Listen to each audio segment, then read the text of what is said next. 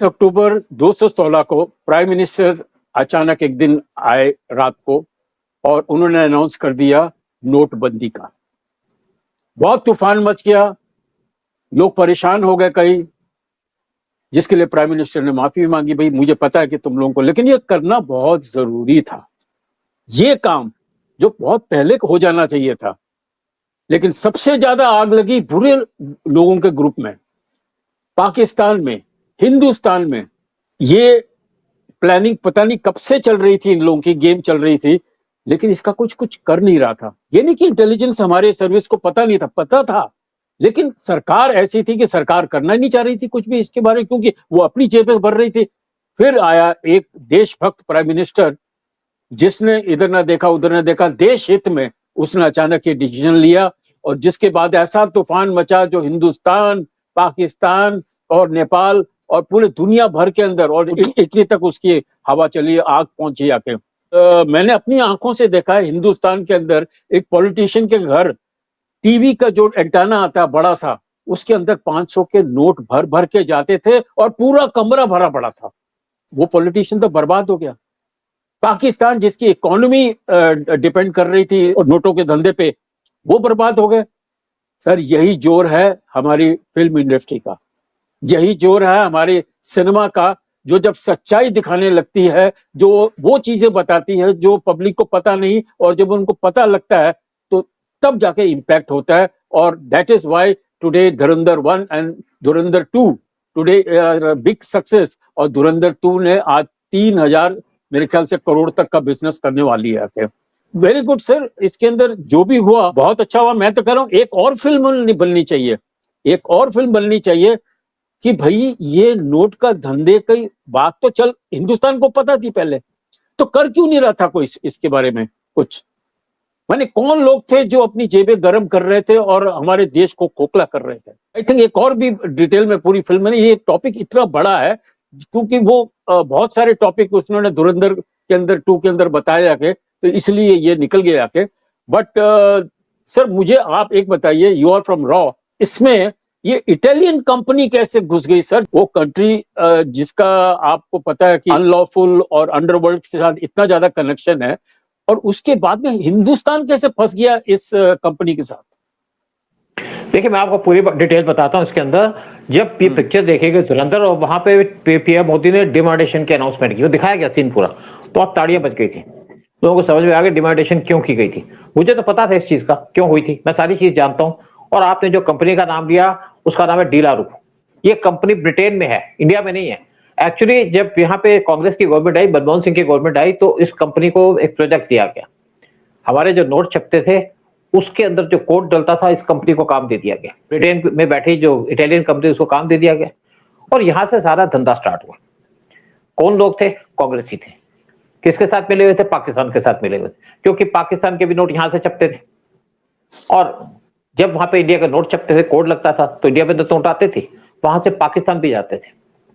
पाकिस्तान में इतनी कैपेबिलिटी थी कि वो नकली नोट छाप सके।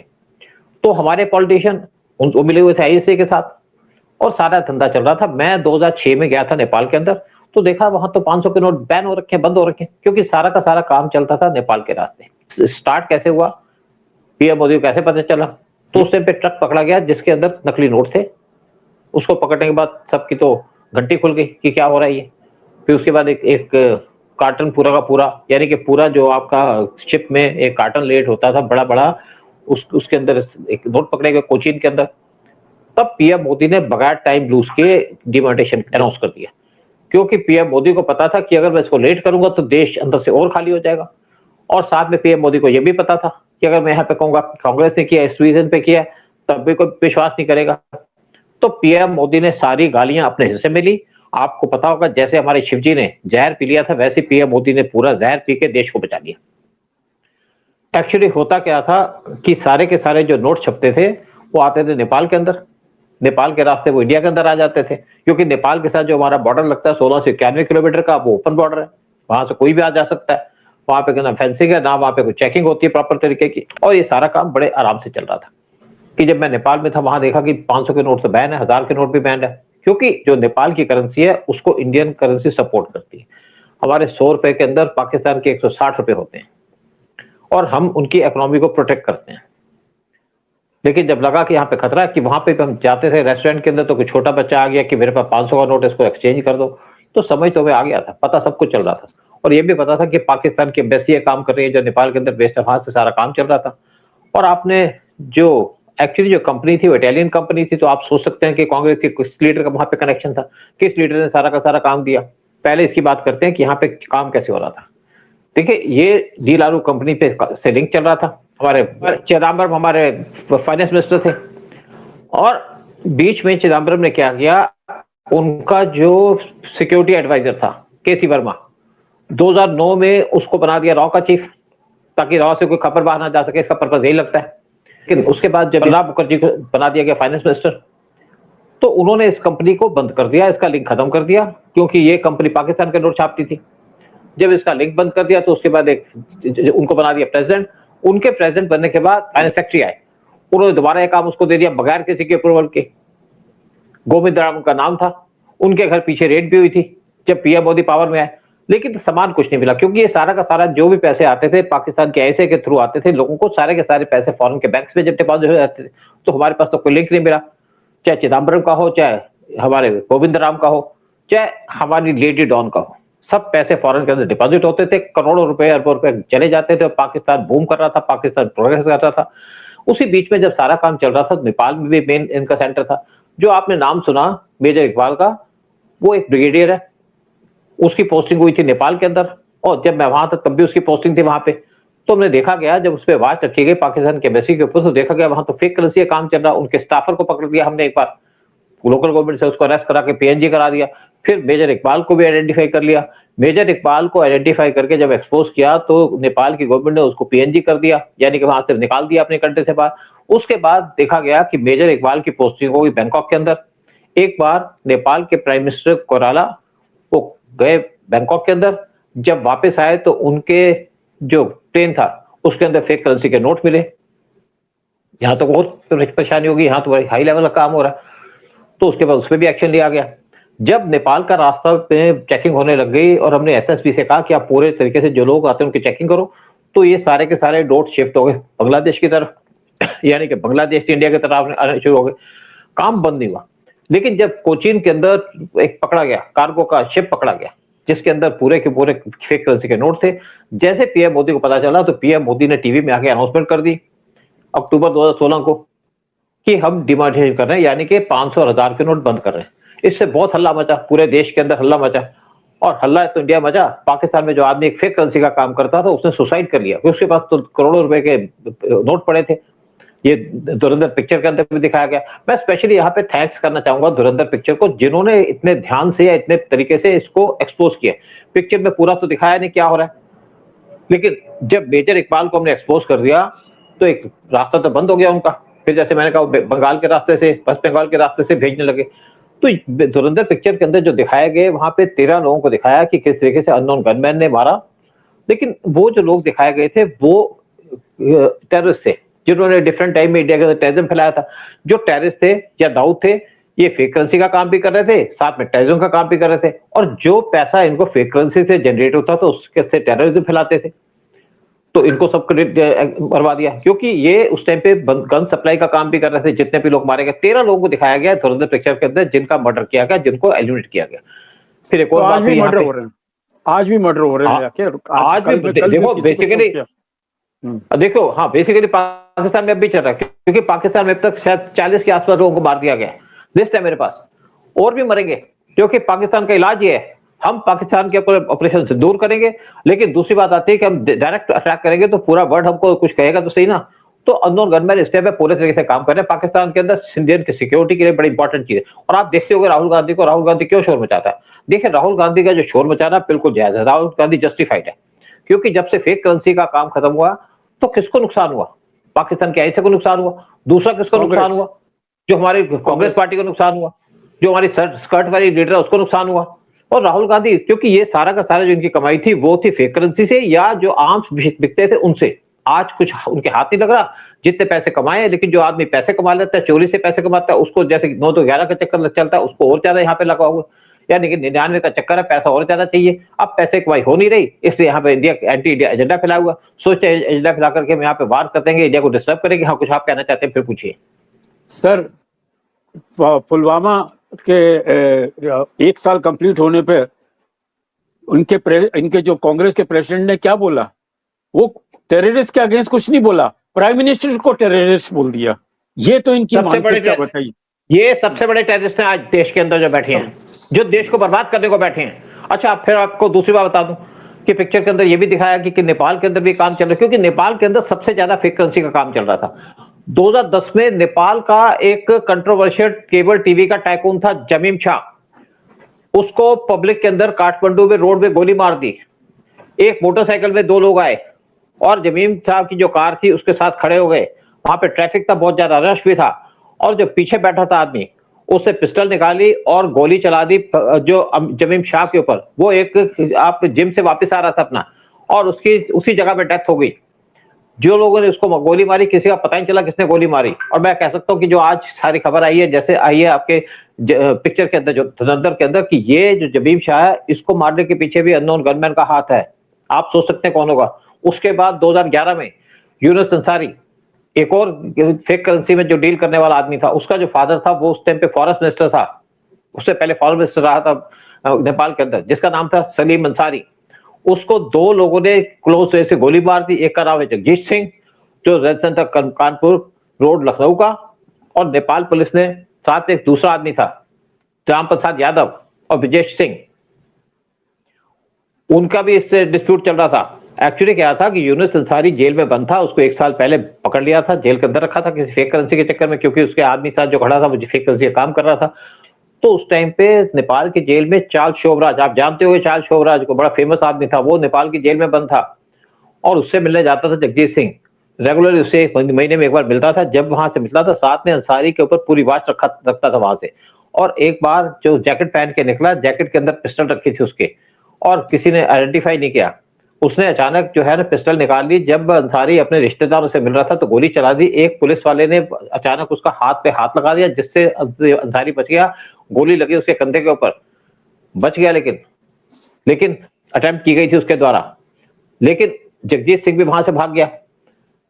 तो एक और केस सामने आया, और जो जगजीत सिंह और मोहम्मद, जो आपके जगजीत सिंह और जमीम शाह थे, दोनों के जो आपका ये अंसारी और जमीम शाह, दोनों आपस में दोस्ती भी थी दोनों की। और कहा जाता है कि इंडिया का जो डॉन था बबलू श्रीवास्तव, जो उस टाइम पे यूपी जेल के अंदर बंद था, उसने इनके ऊपर अटेम्प्ट करवाई थी मर्डर करने की। फिर उसके बाद एक और केस आया सामने सितंबर 20 2018 को, जो जब 2 आदमी मोटरसाइकिल पे आए और एक खुर्शीद मियां अंसारी उसके पास पहुंचे और 4 गोलियां मार दी उनके सिर के अंदर। और ये इंसिडेंट है 11:30 की, और खुर्शीद मियां अंसारी उसकी वहीं डेथ हो गई, जबकि वो नेशनल बोर्डिंग स्कूल मैनेजमेंट की कमेटी का मेंबर था। और इस जो इंसिडेंट है वो इंडिया के बॉर्डर से 10 से 12 किलोमीटर दूर की थी। फिर एक और इंपॉर्टेंट आदमी जिसको गोली मारी थी वो था लाल मोहम्मद, नेपाल के अंदर। उसको गोली मारी थी सितंबर 20 2022 को, और वो भी उसका गारमेंट का बिजनेस था, कवर बिजनेस और गारमेंट का था, लेकिन फेक करेंसी के अंदर इन्वॉल्व था। तो एक वहां पे सीसीटीवी में देखा गया कि उसके पास 2 लोग आए मोटरसाइकिल के ऊपर और उसको गोली मार दी, वहां से भाग गए। जबकि लाल मोहम्मद ने नेपाल गवर्नमेंट से कहा था कि मेरे को मारने की कोशिश की जा सकती है 3 दिन पहले, लेकिन ना तो नेपाल गवर्नमेंट ने उनको सिक्योरिटी दी, ना कुछ हुआ, लेकिन अल्टीमेटली वो मारे गए। तो ये जो पिक्चर में दिखाया गया कि नेपाल के अंदर जो फेक करेंसी का काम चल रहा था, उसकी वजह से वहां लोगों को तो मारा गया बहुत, और जो सारे के सारे ऑपरेशन थे, मैं पूरे तरीके से कह सकता हूँ अननोन गनमैन का जो ऑपरेशन था वो ऊपर से किया गया था, और देश की सुरक्षा के लिए सारा काम किया गया। फिर आपने देखा होगा अतीक अहमद को कैसे मारा। अतीक अहमद का भी दिखाया गया है आपकी धुरंधर के अंदर, पूरी इंसिडेंट दिखाई गई है, उसकी जो गोली मारी वो भी इंसिडेंट दिखाई गई है। जब मैं पिक्चर देख के आया तो मेरे एक दोस्त का फोन आ गया उसके बाद कि अब कहाँ तक बॉस, मैं आपको कोशिश कर रहा था। मैंने कहा मैं पिक्चर देखने गया था कहते हैं अतीक अहमद को देखा तो मेरा माथा खटक गया कि भाई ये तो वही काम है। लोग कहते हैं योगी ने किया, और मैं देखा जब पूरी पिक्चर देख रहा था, जैसे अतीक अहमद का केस देख रहा था मैं, रियलिटी में टीवी में देख रहे, जब उसको गोली लगी तो अतीक अहमद जब अपनी जीप से उतरा पुलिस की तो बड़ा घबराया हुआ था। उसको बता दिया था शायद कुछ लोगों ने कि अतीक अहमद तेरे को मार देंगे यहाँ पे, और 3 अननोन सामने आए जिनका कोई पुलिस रिकॉर्ड नहीं था, उन्होंने अतीक अहमद को गोली मार दी, और पुलिस ने कोई एक्शन लिया उनके खिलाफ, पकड़ लिया उनको, और ये काम नेचुरली पुलिस को दिया होगा। लेकिन ये समझ में आ गया कि अतीक अहमद को क्यों मारा, क्योंकि अतीक अहमद जैसे आदमी, या जैसे मैंने बबलू यादव की बात की, बबलू श्रीवास्तव की बात की, जेल में बैठ के काम कर रहा था। अतीक अहमद भी इतना पावरफुल था कि जेल के अंदर बैठ के सारे गुंडों को, सारे को अपने को कंट्रोल कर रहा था। और उस टाइम पे वो काम कर रहा था टेररिज्म का, साथ में वो काम कर रहा था गन सप्लाई का। पहले इसकी भी इन्वॉल्वमेंट थी फेक करेंसी के अंदर। तो जो अतीक अहमद को मारने का किस्सा है, वो एक रियलिटी से देखा जाए तो अननोन गनमैन वाला किस्सा है। और अतीक अहमद के मरने के बाद यहाँ पे अननोन गनमैन जो काम कर रहे हैं, वो देश की सुरक्षा के लिए काम कर रहे हैं। ये बात तो क्लियरली की जा सकती है। सूद साहब, आप ये बड़ा कॉमन मॉडस ऑपरेंडी है कॉन्विक्ट्स का, कि जेल में बैठ के ये लोग पूरा ऑपरेट करते हैं। जितने भी अंडरवर्ल्ड वाले, यहाँ भी नहीं, पाकिस्तान वाले भी क्या करते हैं, वो क्रिमिनल्स हैं, उनको जेल में रख देते हैं, उनको सिक्योरिटी देते हैं, उनको 5 स्टार की अरेंजमेंट दे, और वहां से वो लोग पूरा ऑपरेट करते हैं। माने that is the modus operandi. तो सर एनीवे, आप जो इतने सारे डिटेल दे रहे हो, तो वो एक फिल्म के लिए तो तभी पॉसिबल है कि जब पूरी फिल्म इसी टॉपिक के ऊपर बनाई जाए। आई एम श्योर ये आदित्य धर को ये मैसेज जाना चाहिए कि यार, तो ये फेक करेंसी का एक पूरा और डिटेल कर, क्योंकि वो वहां पर एक रनिंग रेफरेंस के हिसाब से दिखाया गया, ज्यादा डिटेलिंग में नहीं गया। मेरा तो मेन मुद्दा यही है कि पिछली सरकार को जब पता था, उन्होंने क्यों नहीं कुछ किया। उदय, जब क्वेश्चन पूछा गया चिदम्बरम से, तो चिदम्बरम ने कहा हम उनके तरफ से क्या कर सकते हैं, सिर्फ बॉर्डर को प्रोटेक्ट कर सकते हैं ना।